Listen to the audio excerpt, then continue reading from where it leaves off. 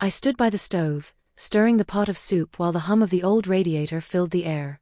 The house was quiet, save for the occasional rustle of newspapers from the living room where my husband sat, a cup of coffee perched on the armrest. It was his usual spot, the same place he spent most of his days since the factory closed down 2 years ago. He never talked much about it, but the shadow it cast over his spirit lingered. The sound of the front door opening broke the stillness. I glanced over my shoulder just in time to see Ethan stepping inside, a gust of cold December air trailing behind him. He dropped his duffel bag by the door, rubbing his hands together to fight the chill. "Ethan," I called, setting down the ladle. "You should have let me know what time your train got in.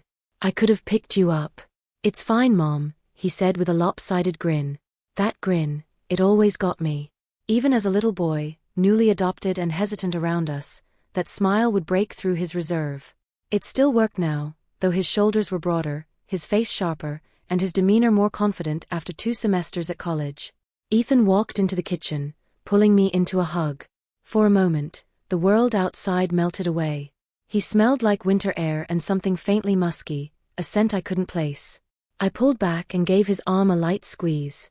"You must be starving. Soup's almost ready." As Ethan settled into the house, it was like slipping into an old rhythm. Dinner that evening was filled with stories of his classes, friends, and professors. My husband chimed in occasionally, but for the most part, he kept to himself. I saw Ethan glance his way a few times, his brow furrowing slightly, but he didn't comment on it. Later that night, after the dishes were done and the lights dimmed, I found myself standing at the bottom of the staircase, listening to the faint sounds of Ethan's movements upstairs. He was unpacking, no doubt, settling into his old room. "Stop overthinking," I muttered to myself before heading to bed. The following days were a blur of holiday preparations. Ethan helped with the tree, untangling lights while I rummaged through boxes of ornaments. His laughter filled the room when he found the handmade decorations from his childhood. My husband, as usual, watched from the recliner, occasionally grunting in acknowledgement of Ethan's jokes. It wasn't until Christmas Eve that I noticed something shift. We'd stayed up late watching an old holiday movie, and my husband had retired early, complaining about his back. Ethan and I remained on the couch, the dim glow of the tree lights casting soft shadows across the room. He was quieter than usual, his gaze distant. "What's on your mind?" I asked, nudging him with my elbow. He hesitated, running a hand through his hair. It's weird being back. Everything feels the same but also not." I nodded, understanding more than I cared to admit. "That's how life is. It changes even when you think it won't." He turned to me then, his eyes lingering longer than they should have. There was an intensity in his expression, one that made my heart skip a beat. I quickly looked away, focusing on the twinkling lights on the tree. "You've grown up a lot, Ethan," I said softly, trying to steer the conversation back to safer ground. "Your dad and I are proud of you." "Thanks," he murmured. His voice was low, almost hesitant, as though he wanted to say more. The air between us felt heavy, thick with something unsaid. "I should head to bed," I said abruptly, standing up and smoothing my hands over my sweater. "Big day tomorrow." He nodded, but as I walked away, I felt his eyes on me, a gaze that followed me up the stairs and lingered long after I closed my bedroom door. That night, as I lay in bed, listening to the muffled sounds of the house, I couldn't shake the unease that had settled over me. Something had changed, but I wasn't sure if it was Ethan, me, or both of us. All I knew was that this Christmas break would leave a mark, one that wouldn't fade easily. It started with small things. Compliments, fleeting moments that felt more significant than they should. Ethan had always been warm, always generous with his words. But now, his remarks carried a weight that lingered in the air long after they were spoken. "You don't look like anyone's mom," he said one morning as we folded laundry together. His tone was casual, but his eyes were fixed on me, a slight smile tugging at his lips.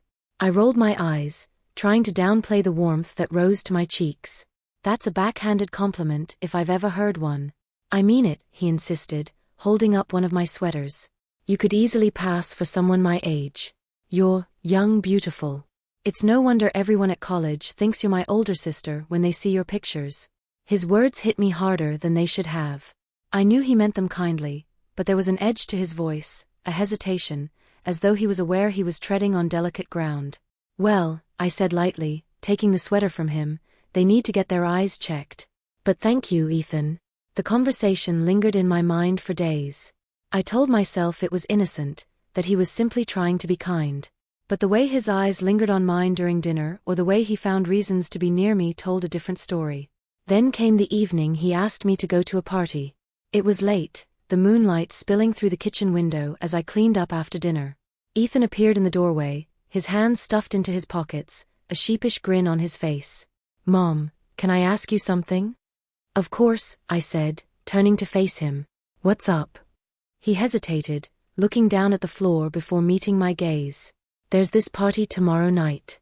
A couple of guys from college are hosting it, and they've been teasing me for not having a girlfriend." I raised an eyebrow, unsure of where this was going. "That's hardly something to tease someone about." He laughed nervously. "I know, but they won't let it go. So, I was thinking, maybe you could come with me. Just pretend to be my date for the night." I froze, the words hanging in the air between us. "Your date?" I echoed, my voice tinged with disbelief. "It's not what it sounds like," he said quickly. "Just for show, so they'll get off my back. We don't even have to stay long. We can say we're going to a movie or something." I stared at him, trying to process the request. It was absurd, wasn't it? But the vulnerability in his expression, the way he avoided my eyes, told me this wasn't easy for him to ask. Against my better judgment, I found myself nodding. "Fine," I said, pointing a finger at him. "But only for an hour. And we're telling your dad we're going to the movies. He doesn't need to know about this." Ethan's face lit up with a smile that made my chest tighten. "Thank you, Mom. You're the best." The next evening, I stood in front of the mirror, smoothing down the hem of a simple black dress. It was nothing flashy, but it fit well, accentuating my figure without being overt. I told myself this was just a favor, nothing more. But as I caught Ethan's reflection behind me, his expression unreadable, I felt a flicker of doubt. "You look amazing," he said softly, his voice almost a whisper. "Don't start," I said, laughing nervously. "This is your idea, remember?" He smiled, but there was something in his eyes, something that made my pulse quicken. The party was exactly what I expected: loud music, red solo cups, and a sea of faces that looked far too young to be drinking. Ethan stayed close to me, his hand lightly resting on the small of my back as he introduced me to a few of his friends. "This is Emma," he said smoothly, skipping over the explanation of who I really was. "She's visiting for the holidays." His friends looked at me with a mix of admiration and curiosity, but no one questioned it. They seemed more interested in Ethan's sudden confidence, clapping him on the back and making jokes about how he'd outdone himself. After about an hour, I nudged Ethan's arm. "Time's up. We're leaving." He nodded, but instead of heading straight to the car, he led me out to the backyard where the noise of the party faded into a distant hum. The air was cool, and the stars were scattered across the sky like glitter. "Thanks for doing this," he said, leaning against the railing of the deck. "It means a lot." "You owe me," I teased, though my voice was softer than I intended. Ethan looked at me, his gaze steady. "You know, I wasn't lying when I said you looked amazing. I don't think I've ever seen anyone like you." "Ethan," I started, but he shook his head. "I know it's weird. I know this isn't normal. But you're different. Special. And I hate that people don't see you the way I do." The words struck me, their sincerity cutting through the chill in the air. I didn't know what to say, how to respond. All I knew was that the boundary between us was blurring, and I wasn't sure if I had the strength to stop it. The days that followed the party felt different. Ethan seemed more at ease, more confident. But there was something else too, a tension in the air, an awareness that hadn't been there before. I tried to brush it off, convincing myself it was all in my head. But the moments kept piling up, little things that were impossible to ignore. It started innocently enough. We were decorating cookies in the kitchen for Christmas Eve, something we'd done every year since Ethan was a boy.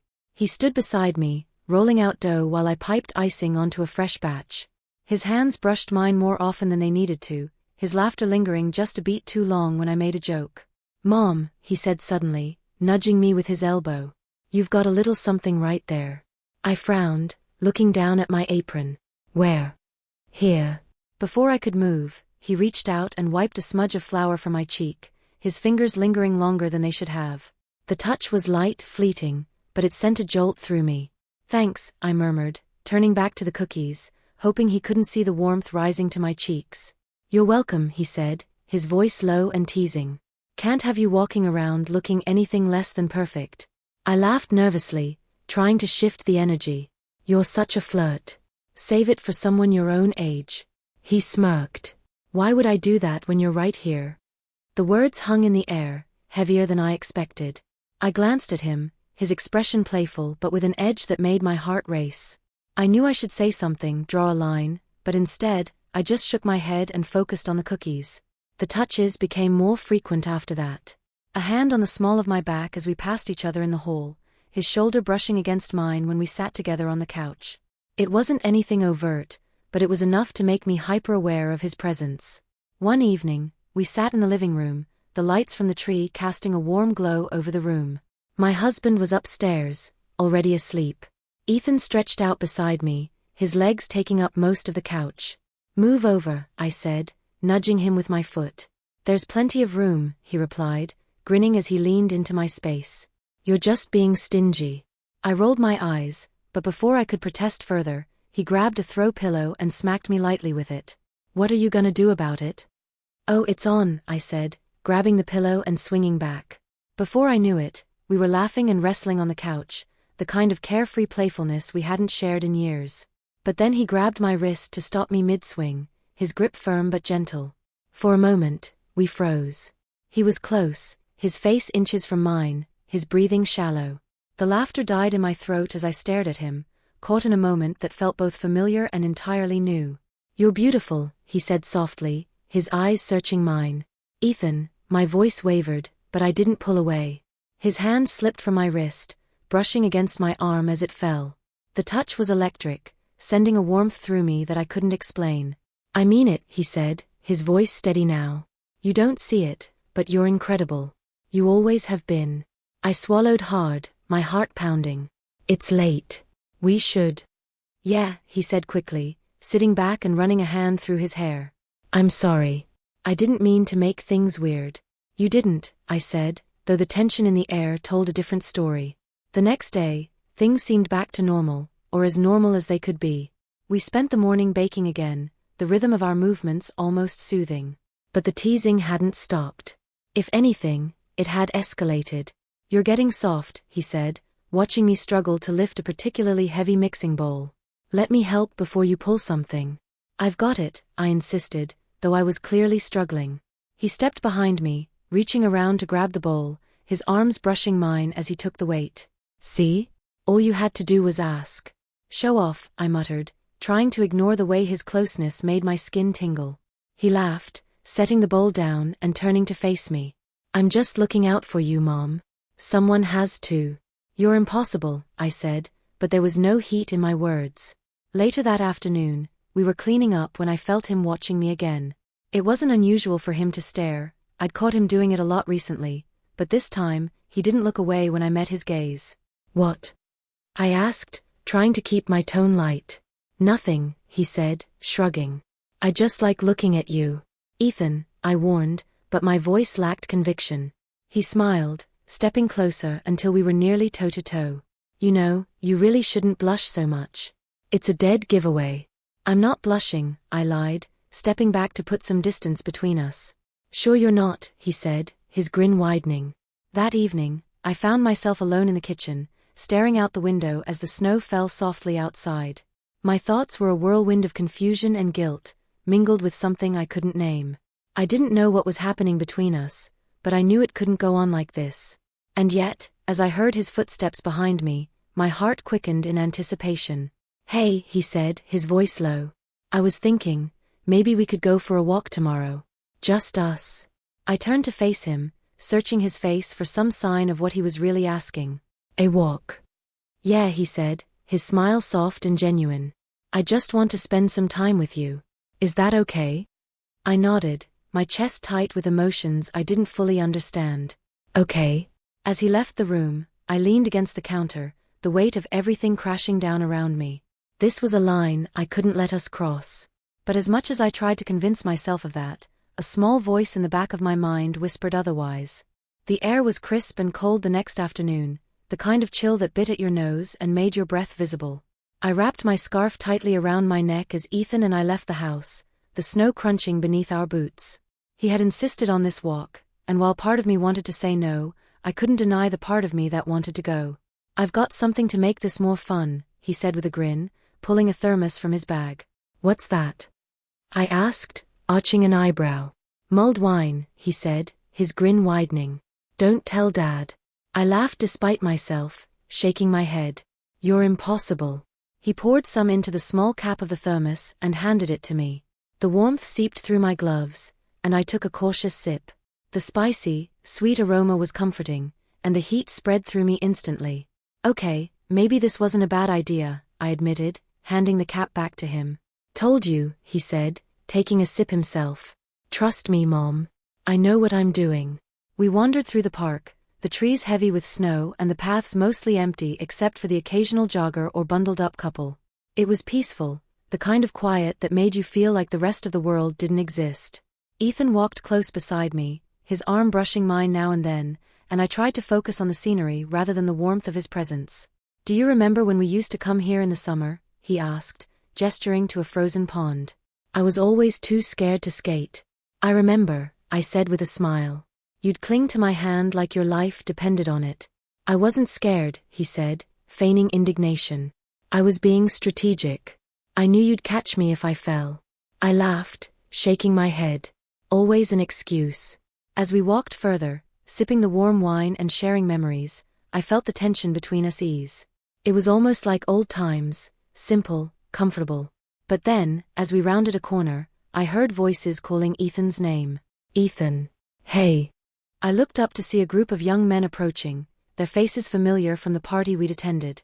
My stomach tightened as they drew closer, their laughter cutting through the quiet park. "Hey man," one of them said, clapping Ethan on the shoulder. "Didn't expect to see you out here." "Just taking a walk," Ethan said smoothly, his hand resting lightly on the small of my back. "You guys remember Emma, right?" Their eyes shifted to me, and I forced a polite smile. "Hi." "Of course," another one said, grinning. "The famous Emma." "Man, Ethan, you weren't kidding. You're one lucky guy." Ethan laughed, but I could feel the slight tension in his posture. Before I could say anything, he leaned in and kissed me on the cheek, his hand tightening gently on my waist. The warmth of his lips against my skin sent a jolt through me, and for a moment, I forgot how to breathe. "She's amazing, isn't she?" he said, his voice light but with an edge of sincerity that made my chest tighten. I tried to keep my expression neutral, though my mind was spinning. The guys laughed and teased Ethan, clearly impressed, and after a few more exchanges, they wandered off, leaving us alone again. "What was that?" I asked quietly as we resumed walking, my heart still racing. "What was what?" he said, his tone casual, though his eyes betrayed a hint of nervousness. "You kissed me," I said, stopping in my tracks. "In front of them." He turned to face me, his expression earnest. "I had to sell it, Mom. If they thought you weren't really my, date, they wouldn't have let it go." I stared at him, searching for something in his face that I couldn't quite name. "You didn't have to do that." "I know," he said softly, stepping closer. "But I wanted to." The silence between us stretched, the only sound the faint crunch of snow underfoot as a breeze stirred through the park. I opened my mouth to respond, but no words came. Instead, I turned and began walking again, needing to put some distance between us. "Hey," he said, catching up quickly. "Don't be mad. It was just for show." "I'm not mad," I said, though my voice was tight. I wasn't expecting it." He didn't say anything for a moment, but I could feel his eyes on me as we walked. "You were amazing, by the way," he said finally, his tone softer now. "You handled them perfectly." "Thanks," I said, my voice barely above a whisper. As we reached the edge of the park, the tension between us hung heavy in the air, unspoken but undeniable. I knew I should say something, draw a line, but the words wouldn't come. Instead, we walked in silence, the weight of the moment pressing down on both of us. By the time we reached the house, my thoughts were a tangled mess. I tried to tell myself it was nothing, that the kiss had been meaningless, but the warmth of his lips still lingered on my skin, and I knew I was lying to myself. Ethan held the door open for me, his expression unreadable as I stepped inside. "Thanks for coming with me," he said quietly. "Of course," I said, not meeting his eyes. "It was nice." He smiled faintly, but there was a sadness in his gaze that made my heart ache. As I turned to head upstairs, I felt his hand brush against mine, light and fleeting but enough to make me pause. "Good night, Mom," he said, his voice low. "Good night, Ethan," I replied, my heart pounding as I climbed the stairs, wondering how we had ended up here, and where we could possibly go from here.